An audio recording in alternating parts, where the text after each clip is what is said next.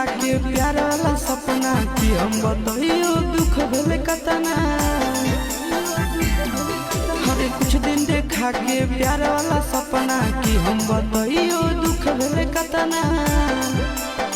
ओकरे चलती बाबू के पैकेट से पैसा वो चोर लिया रे मोरा अखिया नींदो नहीं।